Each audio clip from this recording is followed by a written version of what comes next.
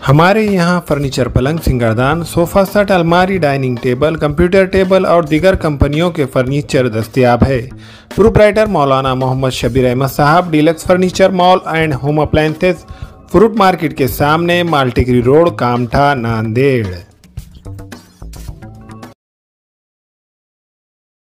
अस्सलाम वालेकुम नाज़रीन, नांदेड़ उर्दू न्यूज़ में आपका इस्तकबाल है। चलिए जानते हैं आज की खबर और बता दीजिए इन तमाम ताकतों को जो मजलिस को बदनाम करते हैं, जो मजलिस के खिलाफ तनकीद जरूर आप कर सकते हैं मगर झूठे इल्जामात लगाए जाते हैं। आज आप देखते हैं कि कांग्रेस हो तो एक तरफ कांग्रेस ये बोलती है कि असदुद्दीन ओवैसी 9 सीट क्यों लड़ रहे हैं, फिर कांग्रेस के लोग ये बोलते हैं कि असदुद्दीन ओवैसी उत्तर प्रदेश में इतने सीट क्यों लड़े।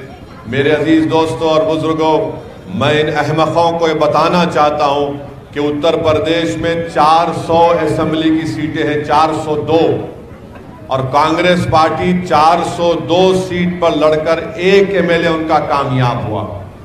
अब बताओ क्या तुमने डील कर ली थी मोदी के साथ? पूरे भारत में 540 लोकसभा की सीटें करीब 500 के ऊपर कांग्रेस पार्टी लड़ी और लड़कर सिर्फ 45 या 50 जीते, माबाकी पूरी बीजेपी 306 पर जीत गई। तो बताओ क्या तुमने बीजेपी से कोई सौदा किया था क्या? आखिर मजलिस इत्तेहादुल मुस्लिमीन जब मजलिस आगे बढ़ रही है, हैदराबाद से निकलकर मजलिस दीगर रियासतों में जाकर अपने कामयाबी और कामरानी के झंडे गाड़ रही है, तो इनको यही नफरत है कि जो मिजाज आज हमारे बुजुर्गों ने मेहनत करके मजलिस ने सरजमीन हैदराबाद में पैदा किया, वो ये हरगिज नहीं पसंद करते कि असदुद्दीन ओवैसी हैदराबाद के गली कूचों से निकलकर उत्तर प्रदेश को जाए, बिहार को जाए, झारखंड को जाए, राजस्थान को जाए, मध्य प्रदेश को जाए, महाराष्ट्र में जाए। आपको बताने के लिए कह रहा हूं कि महाराष्ट्र में औरंगाबाद की पार्लियामेंट की सीट 19 साल से शिवसेना कामयाब हो रही थी, कांग्रेस उसको नहीं हरा पा रही थी, शरद पवार की पार्टी उसको नहीं हरा पा रही थी। इम्तियाज जलील इलेक्शन लड़े मजलिस की तरफ से और औरंगाबाद की आवाम को लाखों सलाम, हमने 19 साल के शिवसेना के एमपी को हराकर वहां पर मजलिस ने उनको शिकस्त दी और कामयाबी हासिल की।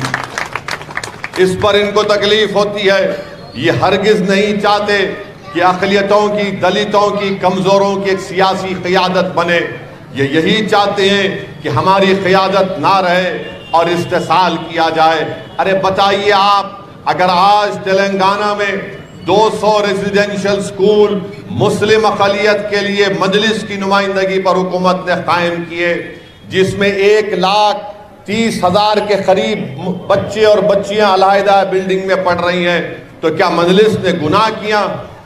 अरे ये गरीब खानदान के बच्चे हैं, ऑटो ड्राइवर की बेटी है, ठेला बंडी पर तरकारी और फ्रूट बेचने वाले का बेटा है, जो 12वीं मुकम्मल करके डॉक्टरी नीट में कामयाब हो रहा है। अस्सलाम वालेकुम, मैं अखिल मिर्जा। हमें उम्मीद है कि आपको हमारा चैनल अच्छा लगता होगा। लेटेस्ट न्यूज अपडेट के लिए देखते रहे नांदेड़ उर्दू न्यूज, और न्यूज के पसंद आने पर लाइक, शेयर और सब्सक्राइब करना ना भूलें।